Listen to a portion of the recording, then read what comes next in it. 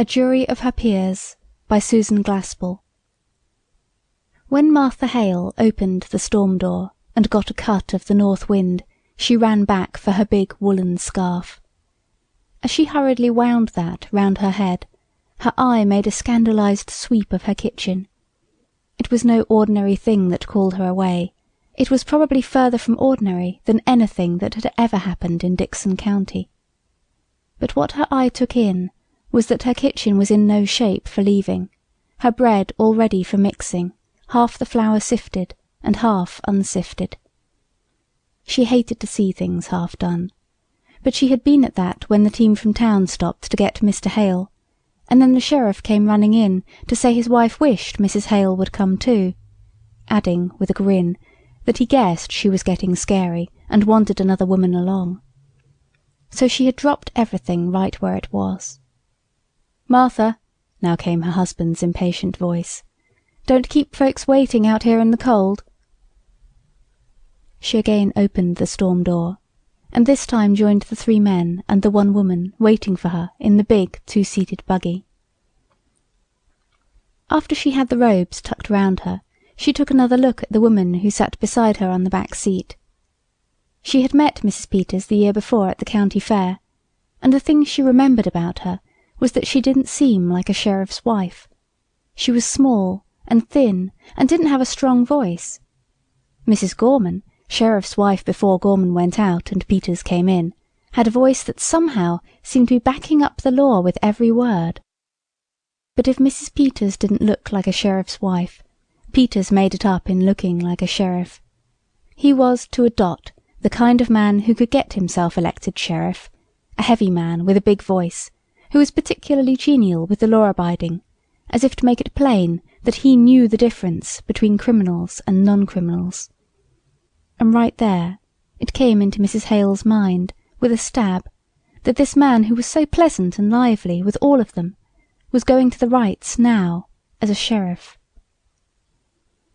"The country's not very pleasant this time of year," Mrs. Peters at last ventured, as if she felt they ought to be talking as well as the men. Mrs. Hale scarcely finished her reply, for they had gone up a little hill and could see the right place now, and seeing it did not make her feel like talking. It looked very lonesome this cold March morning. It had always been a lonesome-looking place.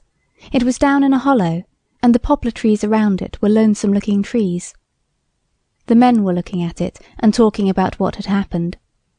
The county attorney was bending to one side of the buggy and kept looking steadily at the place as they drew up to it. "I'm glad you came with me," Mrs. Peters said nervously, as the 2 women were about to follow the men in through the kitchen door. Even after she had her foot on the doorstep, her hand on the knob, Martha Hale had a moment of feeling she could not cross that threshold. And the reason it seemed she couldn't cross it now was simply because she hadn't crossed it before. Time and time again it had been in her mind, "I ought to go over and see Minnie Foster." She still thought of her as Minnie Foster, though for 20 years she had been Mrs. Wright. And then there was always something to do, and Minnie Foster would go from her mind. But now she could come. The men went over to the stove. The women stood close together by the door. Young Henderson, the county attorney, turned around and said, "Come up to the fire, ladies." Mrs. Peters took a step forward, then stopped. "I'm not cold," she said. And so the 2 women stood by the door, at first not even so much as looking around the kitchen. The men talked for a minute about what a good thing it was the sheriff had sent his deputy out that morning to make a fire for them, and then Sheriff Peters stepped back from the stove, unbuttoned his outer coat, and leaned his hands on the kitchen table in a way that seemed to mark the beginning of official business. "Now, Mr. Hale," he said, in a sort of semi-official voice, "before we move things about, you tell Mr. Henderson just what it was you saw when you came here yesterday morning." The county attorney was looking around the kitchen. "By the way," he said, "has anything been moved?" He turned to the sheriff. "Are things just as you left them yesterday?" Peters looked from cupboard to sink, from that to a small worn rocker a little to one side of the kitchen table. "It's just the same." "Somebody should have been here yesterday," said the county attorney. "Oh, yesterday," returned the sheriff, with a little gesture, as of yesterday having been more than he could bear to think of. "When I had to send Frank to Morris Center for that man who went crazy, let me tell you, I had my hands full yesterday. I knew you could get back from Omaha by today, George, and as long as I went over everything here myself—" "Well, Mr. Hale," said the county attorney, in a way of letting what was past and gone go, "tell us just what happened when you came here yesterday morning." Mrs. Hale, still leaning against the door, had that sinking feeling of the mother whose child is about to speak a piece. Lewis often wandered along and got things mixed up in a story. He hoped he would tell this straight and plain, and not say unnecessary things that would just make things harder for Minnie Foster. He didn't begin at once, and she noticed that he looked queer, as if standing in that kitchen and having to tell what he had seen there yesterday morning made him almost sick. "Yes, Mr. Hale?" the county attorney reminded. "Harry and I had started to town with a load of potatoes," Mrs. Hale's husband began. Harry was Mrs. Hale's oldest boy. He wasn't with them now, for the very good reason that those potatoes never got to town yesterday, and he was taking them this morning. So he hadn't been home when the sheriff stopped to say he wanted Mr. Hale to come over to the Wright place and tell the county attorney his story there, where he could point it all out. With all Mrs. Hale's other emotions came the fear now that maybe Harry wasn't dressed warm enough. They hadn't any of them realized how that north wind did bite. "We come along this road," Hale was going on, with a motion of his hand to the road over which they had just come. "And as we got inside the house, I says to Harry, I'm going to see if I can't get John Wright to take a telephone. You see," he explained to Henderson, "unless I can get somebody to go in with me, they won't come out on this branch road, except for a price I can't pay. I'd spoken to Wright about it once before, but he put me off, saying folks talked too much anyway, and all he asked was peace and quiet. Guess you know about how much he talked himself. But I thought maybe if I went to the house and talked about it before his wife, and said all the women folks like the telephones, and that in this lonesome stretch of road it would be a good thing, well, I said to Harry that that was what I was going to say. Though I said at the same time that I didn't know as what his wife wanted made much difference to John." Now there he was, saying things he didn't need to say. Mrs. Hale tried to catch her husband's eye, but fortunately the county attorney interrupted with, "Let's talk about that a little later, Mr. Hale. I do want to talk about that, but I'm very anxious now to get along to just what happened when you got here." When he began this time, it was very deliberately and carefully.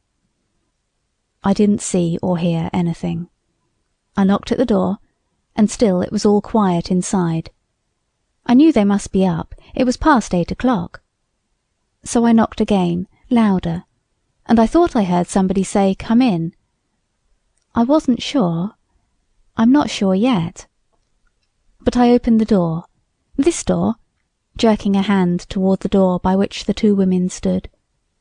And there, in that rocker, pointing to it, sat Mrs. Wright. Everyone in the kitchen looked at the rocker. It came into Mrs. Hale's mind that that rocker didn't look in the least like Minnie Foster, the Minnie Foster of 20 years before. It was a dingy red, with wooden rungs up the back, and the middle rung was gone, and the chair sagged to one side. "How did she look?" the county attorney was inquiring. "Well," said Hale, "she looked queer." "How do you mean, queer?" As he asked it, he took out a notebook and pencil. Mrs. Hale did not like the sight of that pencil. She kept her eye fixed on her husband, as if to keep him from saying unnecessary things that would go into that notebook and make trouble. Hale did speak guardedly, as if the pencil had affected him too. Well, as if she didn't know what she was going to do next. And kind of done up. "How did she seem to feel about your coming?" "Why, I don't think she minded, one way or other. She didn't pay much attention. I said, "How do, Mrs. Wright? It's cold, ain't it?" And she said, "Is it?" and went on pleating at her apron. Well, I was surprised. She didn't ask me to come up to the stove, or to sit down, but just sat there, not even looking at me. And so I said, "I want to see John." And then she laughed. I guess you would call it a laugh. I thought of Harry and the team outside, so I said a little sharp, "Can I see John?" "No," says she, kind of dull-like. "Ain't he home?" says I. Then she looked at me. "Yes," says she, "he's home." "Then why can't I see him?" I asked her, out of patience with her now. "'Cause he's dead," says she, just as quiet and dull, and fell to pleating her apron. "Dead?"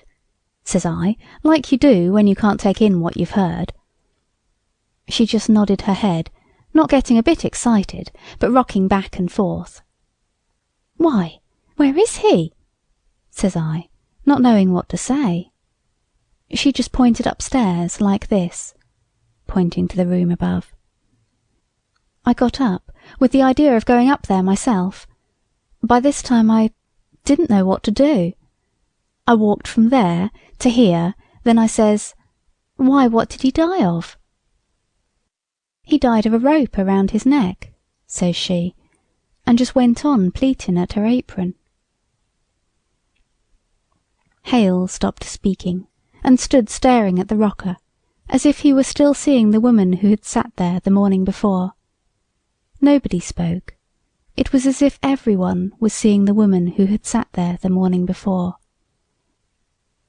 "And what did you do then?" The county attorney at last broke the silence. "I went out and called Harry. I thought I might need help. I got Harry in and we went upstairs." His voice fell almost to a whisper. There he was, lying over the... "I think I'd rather have you go into that upstairs," the county attorney interrupted, "where you can point it all out. Just go on now with the rest of the story." "Well, my first thought was to get that rope off. It looked..." He stopped, his face twitching. "But Harry, he went up to him, and he said, 'No, he's dead all right, and we better not touch anything.' So we went downstairs." She was still sitting that same way. "Has anybody been notified?" I asked. "No," says she, unconcerned. "Who did this, Mrs. Wright?" said Harry. He said it businesslike, and she stopped pleating at her apron. "I don't know," she says. "You don't know?" says Harry. "Weren't you sleeping in the bed with him?" "Yes," says she, "but I was on the inside." "Somebody slipped a rope round his neck and strangled him, and you didn't wake up?" says Harry. "I didn't wake up," she said after him. We may have looked as if we didn't see how that could be, for after a minute she said, "I sleep sound." Harry was going to ask her more questions, but I said maybe that weren't our business, maybe we ought to let her tell her story first to the coroner or the sheriff. So Harry went as fast as he could over to High Road, the Rivers place, where there's a telephone. "And what did she do when she knew you had gone for the coroner?" The attorney got his pencil in his hand, all ready for writing. "She moved from that chair to this one over here," Hale pointed to a small chair in the corner, "and just sat there with her hands held together and looking down. I got a feeling that I ought to make some conversation, so I said I had come in to see if John wanted to put in a telephone. And at that she started to laugh, and then she stopped and looked at me, scared." At the sound of a moving pencil, the man who was telling the story looked up. "I dunno, maybe it wasn't scared," he hastened. "I wouldn't like to say it was." Soon Harry got back, and then Dr. Lloyd came, and you, Mr. Peters, and so I guess that's all I know that you don't. He said that last with relief, and moved a little, as if relaxing. Everyone moved a little. The county attorney walked toward the stair door. "I guess we go upstairs first, then out to the barn and around there." He paused and looked around the kitchen. "You're convinced there was nothing important here?" he asked the sheriff. "Nothing that would point to any motive?" The sheriff too looked all around, as if to reconvince himself. "Nothing here but kitchen things," he said, with a little laugh for the insignificance of kitchen things. The county attorney was looking at the cupboard, a peculiar ungainly structure, half closet and half cupboard, the upper part of it being built in the wall, and the lower part just the old-fashioned kitchen cupboard. As if its queerness attracted him, he got a chair and opened the upper part and looked in. After a moment he drew his hand away, sticky. "Here's a nice mess," he said resentfully. The two women had drawn nearer, and now the sheriff's wife spoke. "Oh, her fruit," she said, looking to Mrs. Hale for sympathetic understanding. She turned back to the county attorney and explained. "She worried about that when it turned so cold last night. She said the fire would go out and her jars might burst." Mrs. Peters' husband broke into a laugh. "Well, can you beat the woman? Held for murder and worrying about her preserves." The young attorney set his lips. "I guess before we're through with her, she may have something more serious than preserves to worry about." "Oh well," said Mrs. Hale's husband with good-natured superiority. "Women are used to worrying over trifles." The two women moved a little closer together. Neither of them spoke. The county attorney seemed suddenly to remember his manners and think of his future. "And yet," said he, with the gallantry of a young politician, "for all their worries, what would we do without the ladies?" The women did not speak, did not unbend. He went to the sink and began washing his hands. He turned to wipe them on the roller towel, whirled it for a cleaner place. "Dirty towels. Not much for a housekeeper, would you say, ladies?" He kicked his foot against some dirty pans under the sink. "There's a great deal of work to be done on a farm," said Mrs. Hale stiffly. "To be sure. And yet," with a little bow to her, "I know there are some Dixon County farmhouses that do not have such roller towels." He gave it a pull to expose its full length again. "Those towels get dirty awful quick. Men's hands aren't always as clean as they might be." "Ah, loyal to your sex, I see," he laughed. He stopped and gave her a keen look. "But you and Mrs. Wright were neighbours. I suppose you were friends, too." Martha Hale shook her head. "I've seen little enough of her of late years. I've not been in this house. It's more than a year." "And why was that? You didn't like her?" "I liked her well enough," she replied with spirit. "Farmers' wives have their hands full, Mr. Henderson. And then—" She looked around the kitchen. "Yes?" he encouraged. "It never seemed a very cheerful place," said she, more to herself than to him. "No," he agreed. "I don't think anyone would call it cheerful. I shouldn't say she had the home-making instinct." "Well, I don't know as Wright had either," she muttered. "You mean they didn't get on very well?" he was quick to ask. "No, I don't mean anything," she answered with decision. As she turned a little away from him, she added, "But I don't think a place would be any the cheerfuller for John Wright's being in it." "I'd like to talk to you about that a little later, Mrs. Hale," he said. "I'm anxious to get the lay of things upstairs now." He moved toward the stair door, followed by the two men. "I suppose anything Mrs. Peters does'll be all right?" the sheriff inquired. "She was to take some clothes in for her, you know, and a few little things. We left in such a hurry yesterday." The county attorney looked at the two women they were leaving there alone among the kitchen things. "Yes, Mrs. Peters?"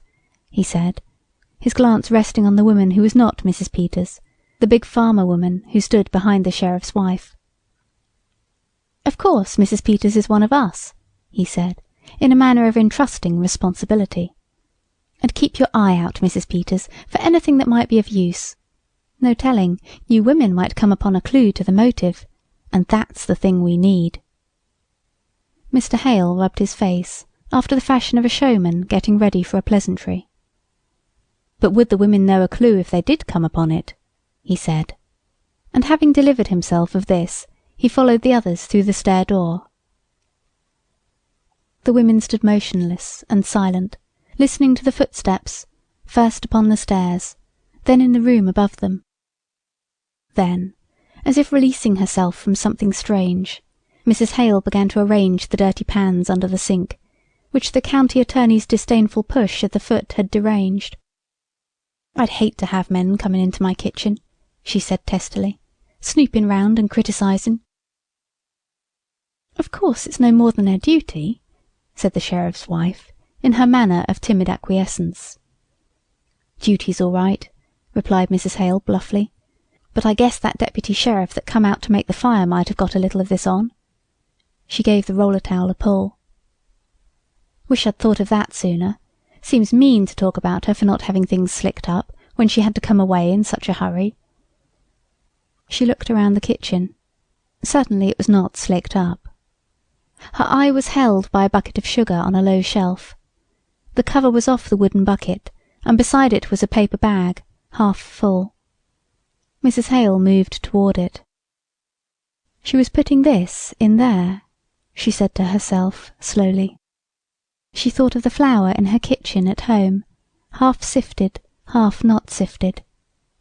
She had been interrupted, and had left things half done. What had interrupted Minnie Foster? Why had that work been left half done? She made a move, as if to finish it. Unfinished things always bothered her. And then she glanced round, and saw that Mrs. Peters was watching her. And she didn't want Mrs. Peters to get that feeling she had got of work begun and then for some reason not finished. "It's a shame about her fruit," she said, and walked toward the cupboard that the county attorney had opened, and got on the chair, murmuring, "I wonder if it's all gone." It was a sorry enough looking sight, but "Here's one that's all right," she said at last. She held it toward the light. "This is cherries, too." She looked again. "I declare I believe that's the only one." With a sigh, she got down from the chair, went to the sink and wiped off the bottle. "She'll feel awful bad after all her hard work in the hot weather. I remember the afternoon I put up my cherries last summer." She set the bottle on a table, and with another sigh started to sit down in the rocker. But she did not sit down. Something kept her from sitting down in that chair. She straightened, stepped back, and, half turned away, stood looking at it, seeing the woman who had sat there, pleating at her apron. The thin voice of the sheriff's wife broke in upon her. "I must be getting those things from the front room closet." She opened the door into the other room, started in, stepped back. "You coming with me, Mrs. Hale?" she asked nervously. You could help me get them." They were soon back. The stark coldness of that shut-up room was not a thing to linger in. "My," said Mrs. Peters, dropping the things on the table and hurrying to the stove. Mrs. Hale stood examining the clothes the woman who was being detained in town had said she wanted. "Wright was close," she exclaimed, holding up a shabby black skirt that bore the marks of much making over. "I think maybe that's why she kept so much to herself. I suppose she felt she couldn't do her part, and then you don't enjoy things when you feel shabby. She used to wear pretty clothes and be lively, when she was Minnie Foster, one of the town girls, singing in the choir. But that was 20 years ago." With a carefulness in which there was something tender, she folded the shabby clothes and piled them at one corner of the table. She looked up at Mrs. Peters, and there was something in the other woman's look that irritated her. "She don't care," she said to herself. "Much difference it makes to her whether Minnie Foster had pretty clothes when she was a girl." Then she looked again, and she wasn't so sure. In fact, she hadn't at any time been perfectly sure about Mrs. Peters. She had that shrinking manner, and yet her eyes looked as if they could see a long way into things. "This all you was to take in?" asked Mrs. Hale. "No," said the sheriff's wife. "She said she wanted an apron. Funny thing to want," she ventured in her nervous little way, "for there's not much to get you dirty in jail, goodness knows. But I suppose just to make her feel more natural, if you're used to wearing an apron." She said they were in the bottom drawer of this cupboard. Yes, here they are, and then her little shawl that always hung on the stair door. She took the small grey shawl from behind the door leading upstairs, and stood a minute looking at it. Suddenly, Mrs. Hale took a quick step toward the other woman. "Mrs. Peters." "Yes, Mrs. Hale?" "Do you think she did it?" A frightened look blurred the other thing in Mrs. Peters' eyes. "Oh, I don't know," she said in a voice that seemed to shrink away from the subject. "Well, I don't think she did," affirmed Mrs. Hale stoutly, "asking for an apron and her little shawl, worrying about her fruit. Mr. Peters says—" Footsteps were heard in the room above. She stopped, looked up, and then went on in a lowered voice. "Mr. Peters says it looks bad for her. Mr. Henderson is awful sarcastic in a speech, and he's going to make fun of her saying she didn't wake up." For a moment Mrs. Hale had no answer. Then, "Well, I guess John Wright didn't wake up when they was slipping that rope under his neck," she muttered. "No, it's strange," breathed Mrs. Peters. "They think it was such a funny way to kill a man." She began to laugh. At sound of the laugh, abruptly stopped.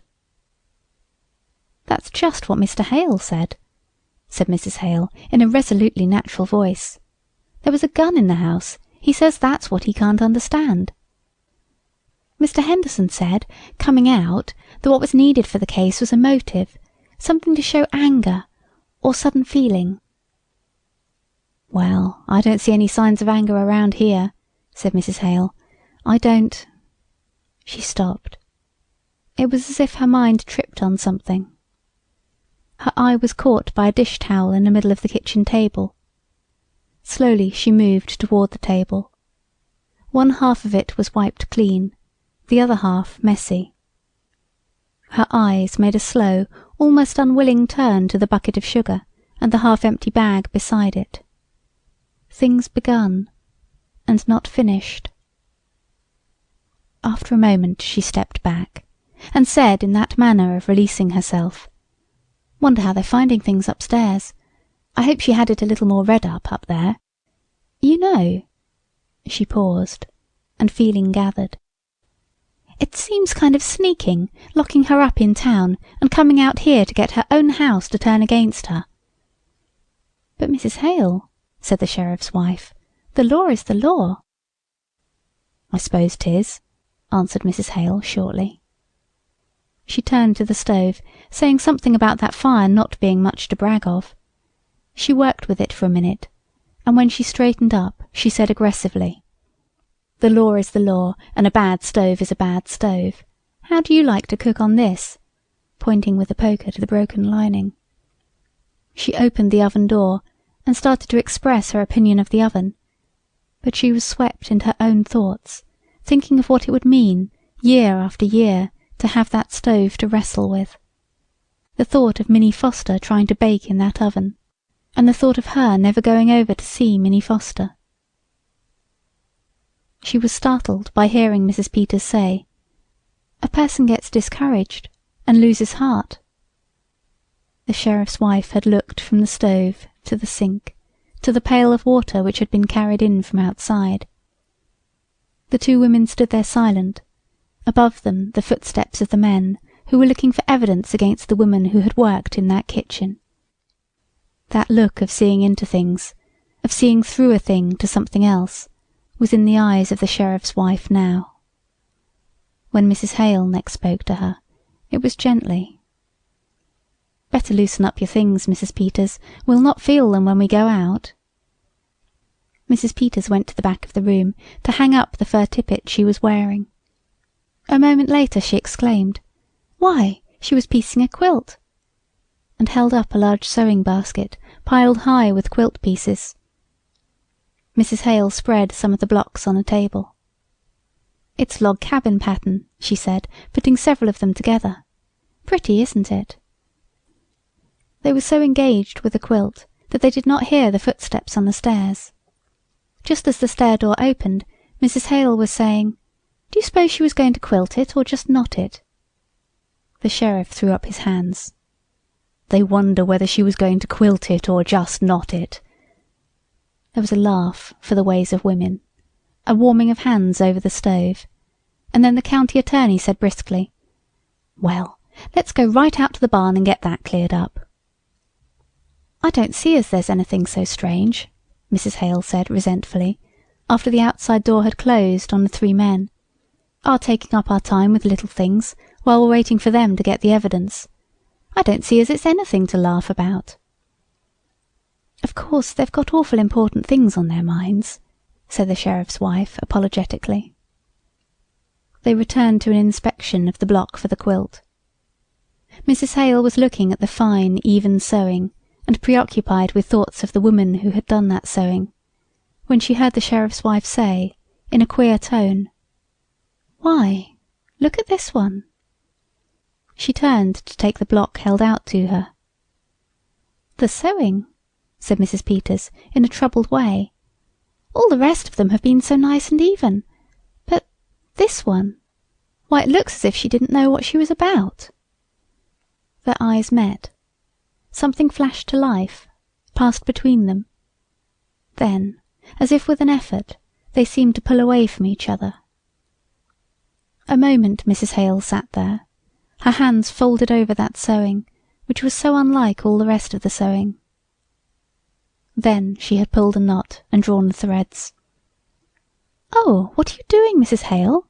asked the sheriff's wife, startled. "Just pulling out a stitch or two that's not sewed very good," said Mrs. Hale mildly. "I don't think we ought to touch things," Mrs. Peters said, a little helplessly. "I'll just finish up this end," answered Mrs. Hale, still in that mild, matter-of-fact fashion. She threaded a needle and started to replace bad sewing with good. For a little while she sewed in silence. Then, in that thin, timid voice, she heard, "Mrs. Hale?" "Yes, Mrs. Peters?" "What do you suppose she was so nervous about?" "Oh, I don't know," said Mrs. Hale, as if dismissing a thing not important enough to spend much time on. "I don't know as she was nervous. I sew awful queer sometimes when I'm just tired." She cut a thread, and out of the corner of her eye looked up at Mrs. Peters. The small, lean face of the sheriff's wife seemed to have tightened up. Her eyes had that look of peering into something. But next moment she moved, and said in her thin, indecisive way, "Well, I must get those clothes wrapped. They may be through sooner than we think. I wonder where I could find a piece of paper and string." "In that cupboard, maybe," suggested Mrs. Hale, after a glance around. One piece of the crazy sewing remained unripped. Mrs. Peters' back turned, Martha Hale now scrutinized that piece, compared it with the dainty, accurate sewing of the other blocks. The difference was startling. Holding this block made her feel queer, as if the distracted thoughts of the woman who had perhaps turned to it to try and quiet herself were communicating themselves to her. Mrs. Peters' voice roused her. "Here's a bird cage," she said. "Did she have a bird, Mrs. Hale?" "Why, I don't know whether she did or not." She turned to look at the cage Mrs. Peters was holding up. "I've not been here in so long." She sighed. "There was a man round last year selling canaries cheap, but I don't know as she took one. Maybe she did. She used to sing real pretty herself." Mrs. Peters looked around the kitchen. "Seems kind of funny to think of a bird here." She half laughed, an attempt to put up a barrier. "But she must have had one, or why would she have a cage? I wonder what happened to it." "I suppose maybe the cat got it," suggested Mrs. Hale, resuming her sewing. "No, she didn't have a cat. She's got that feeling some people have about cats, being afraid of them." When they brought her to our house yesterday, my cat got in the room, and she was real upset and asked me to take it out." "My sister Bessie was like that," laughed Mrs. Hale. The sheriff's wife did not reply. The silence made Mrs. Hale turn round. Mrs. Peters was examining the birdcage. "Look at this door," she said slowly. "It's broke. One hinge has been pulled apart." Mrs. Hale came nearer. "Looks as if someone must have been rough with it."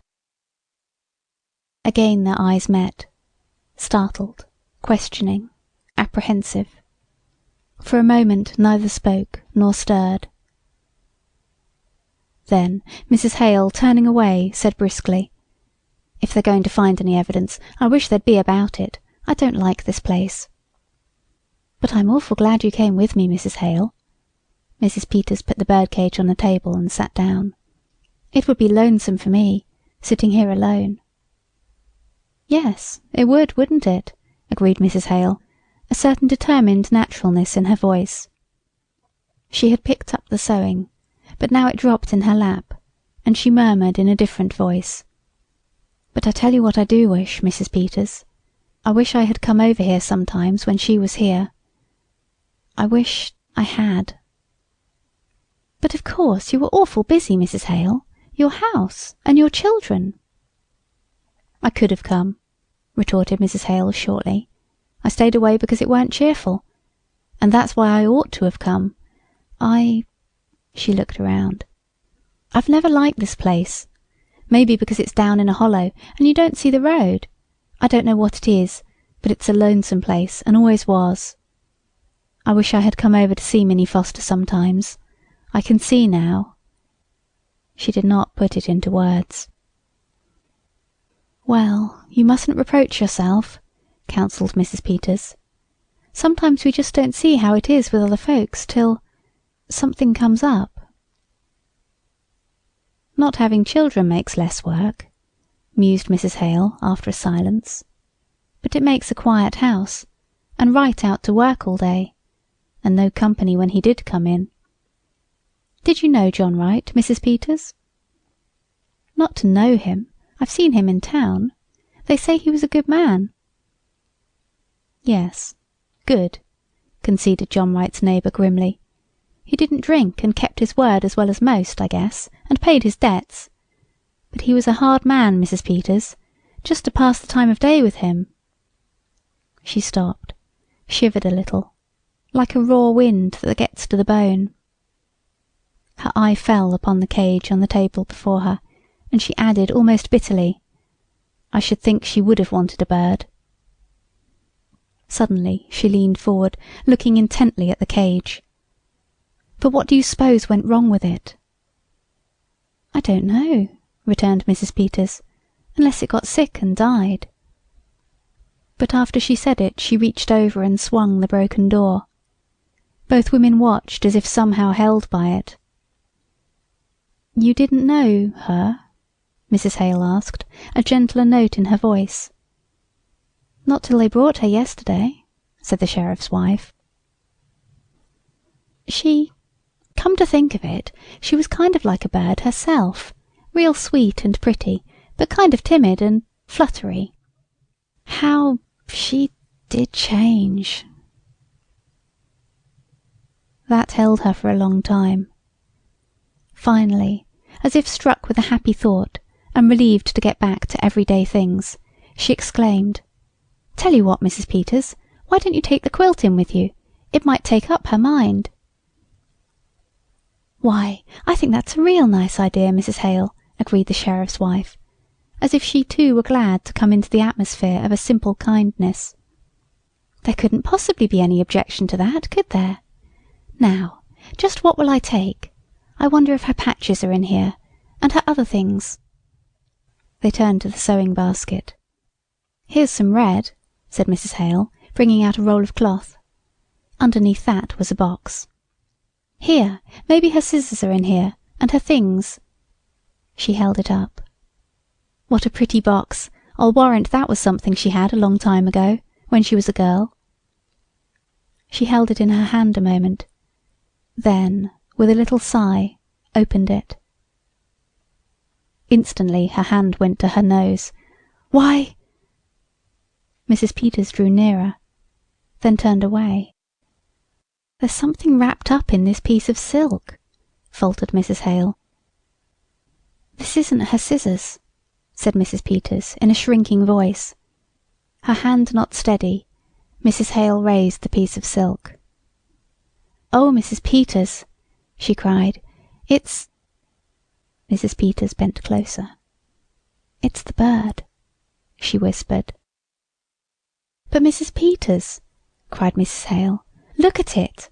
Its neck! Look at its neck! It's all other side too!" She held the box away from her. The sheriff's wife again bent in closer.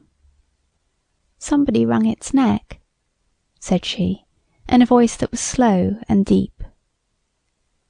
And then again the eyes of the two women met, this time clung together in a look of dawning comprehension, of growing horror. Mrs. Peters looked from the dead bird to the broken door of the cage. Again their eyes met. And just then there was a sound at the outside door. Mrs. Hale slipped the box under the quilt pieces in the basket and sank into the chair before it. Mrs. Peters stood holding the table. The county attorney and the sheriff came in from outside.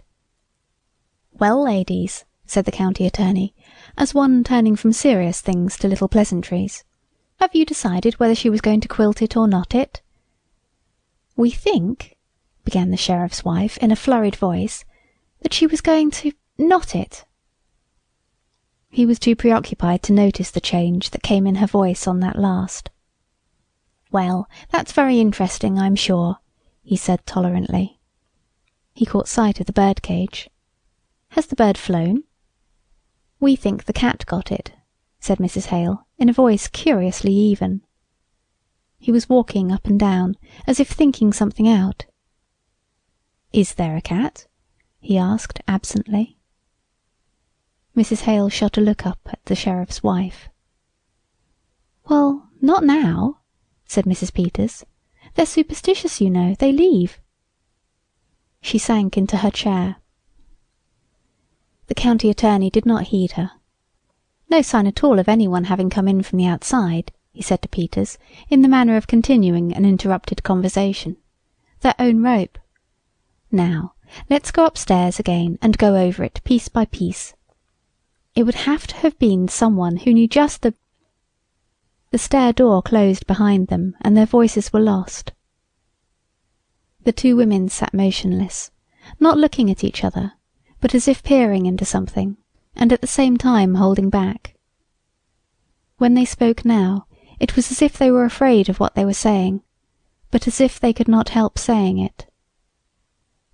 "She liked the bird," said Martha Hale, low and slowly. "She was going to bury it in that pretty box." "When I was a girl," said Mrs. Peters under her breath, "my kitten, there was a boy took a hatchet, and before my eyes, before I could get there—" She covered her face an instant. "If they hadn't held me back, I would have—" She caught herself, looked upstairs where footsteps were heard, and finished weakly, "hurt him." Then they sat without speaking or moving. "I wonder how it would seem," Mrs. Hale at last began, as if feeling her way over strange ground, "never to have had any children around." Her eyes made a slow sweep of the kitchen, as if seeing what that kitchen had meant through all the years. "No, Wright wouldn't like the bird," she said after that. "A thing that sang. She used to sing. He killed that too." Her voice tightened. Mrs. Peters moved uneasily. "Of course we don't know who killed the bird." "I knew John Wright," was Mrs. Hale's answer. "It was an awful thing was done in this house that night, Mrs. Hale," said the sheriff's wife. "Killing a man while he slept. Slipping a thing round his neck that choked the life out of him." Mrs. Hale's hand went out to the bird cage. "We don't know who killed him," whispered Mrs. Peters wildly. "We don't know." Mrs. Hale had not moved. If there had been years and years of nothing, then a bird to sing to you, it would be awful. Still, after the bird was still. It was as if something within her, not herself, had spoken, and it found in Mrs. Peters something she did not know as herself. "I know what stillness is," she said in a queer, monotonous voice. "When we homesteaded in Dakota, and my first baby died after he was 2 years old, and me with no other then." Mrs. Hale stirred. "How soon do you suppose they'll be through looking for the evidence?"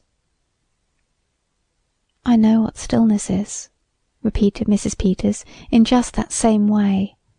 Then she too pulled back. "The law has got to punish crime, Mrs. Hale," she said in her tight little way. "I wish you'd seen Minnie Foster," was the answer, "when she wore a white dress with blue ribbons and stood up there in the choir and sang. The picture of that girl, the fact that she had lived neighbour to that girl for 20 years and had let her die for lack of life, was suddenly more than she could bear. Oh, I wish I'd come over here once in a while," she cried. "That was a crime. Who's going to punish that?" "We mustn't take on," said Mrs. Peters, with a frightened look toward the stairs. "I might have known she needed help. I tell you, it's queer, Mrs. Peters. We live close together, and we live far apart. We all go through the same things. It's all just a different kind of the same thing. If it weren't, why do you and I understand? Why do we know what we know this minute?" She dashed her hand across her eyes. Then, seeing the jar of fruit on the table, she reached for it and choked out. "If I was you, I wouldn't tell her fruit was gone. Tell her it ain't. Tell her it's all right, all of it. Here, take this in to prove it to her. She may never know whether it was broke or not."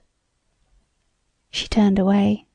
Mrs. Peters reached out for the bottle of fruit as if she were glad to take it, as if touching a familiar thing, having something to do, could keep her from something else. She got up, looked about for something to wrap the fruit in, took a petticoat from the pile of clothes she had brought from the front room, and nervously started winding that round the bottle. "My," she began in a high, false voice, "it's a good thing the men couldn't hear us, getting all stirred up over a little thing like a dead canary." She hurried over that. "As if that could have anything to do with... My, wouldn't they laugh?" Footsteps were heard on the stairs. "Maybe they would," muttered Mrs. Hale. "Maybe they wouldn't." "No, Peters," said the county attorney incisively. "It's all perfectly clear, except the reason for doing it. But you know juries when it comes to women. If there was some definite thing, something to show, something to make a story about, something that would connect up with this clumsy way of doing it." In a covert way, Mrs. Hale looked at Mrs. Peters. Mrs. Peters was looking at her. Quickly they looked away from each other. The outer door opened and Mr. Hale came in. "I've got the team round now," he said. "Pretty cold out there." "I'm going to stay here a while by myself," the county attorney suddenly announced. "You can send Frank out for me, can't you?" he asked the sheriff. "I want to go over everything. I'm not satisfied we can't do better." Again, for one brief moment, the two women's eyes found one another. The sheriff came up to the table. "Did you want to see what Mrs. Peters was going to take in?" The county attorney picked up the apron. He laughed. "Oh, I guess they're not very dangerous things the ladies have picked out." Mrs. Hale's hand was on the sewing basket in which the box was concealed. She felt that she ought to take her hand off the basket. She did not seem able to. He picked up one of the quilt blocks which she had piled on to cover the box. Her eyes felt like fire. She had a feeling that if he took up the basket she would snatch it from him. But he did not take it up. With another little laugh he turned away, saying, "No, Mrs. Peters doesn't need supervising. For that matter, a sheriff's wife is married to the law. Ever think of it that way, Mrs. Peters?" Mrs. Peters was standing beside the table. Mrs. Hale shot a look up at her, but she could not see her face. Mrs. Peters had turned away. When she spoke, her voice was muffled. "Not just that way," she said. "Married to the law," chuckled Mrs. Peters' husband. He moved toward the door into the front room and said to the county attorney, "I just want you to come in here a minute, George. We ought to take a look at these windows." "Oh, windows," said the county attorney scoffingly. "We'll be right out, Mr. Hale," said the sheriff to the farmer, who was still waiting by the door. Hale went to look after the horses. The sheriff followed the county attorney into the other room. Again, for one final moment, the two women were alone in that kitchen. Martha Hale sprang up, her hands tight together, looking at that other woman with whom it rested. At first she could not see her eyes, for the sheriff's wife had not turned back since she had turned away at that suggestion of being married to the law. But now Mrs. Hale made her turn back. Her eyes made her turn back. Slowly, unwillingly, Mrs. Peters turned her head until her eyes met the eyes of the other woman. There was a moment when they held each other in a steady, burning look, in which there was no evasion or flinching. Then Martha Hale's eyes pointed the way to the basket, in which was hidden the thing that would make certain the conviction of the other woman, that woman who was not there, and yet who had been there with them all through that hour. For a moment Mrs. Peters did not move. And then she did it. With a rush forward, she threw back the quilt pieces, got the box, tried to put it in her handbag. It was too big. Desperately she opened it, started to take the bird out. But there she broke. She could not touch the bird. She stood there, helpless, foolish. There was the sound of a knob turning in the inner door. Martha Hale snatched the box from the sheriff's wife and got it in the pocket of her big coat just as the sheriff and the county attorney came back into the kitchen. "Well, Henry," said the county attorney facetiously, "at least we found out that she was not going to quilt it. She was going to— what is it you call it, ladies?" Mrs. Hale's hand was against the pocket of her coat. "We call it— not it, Mr. Henderson." End of A Jury of Her Peers by Susan Glaspell.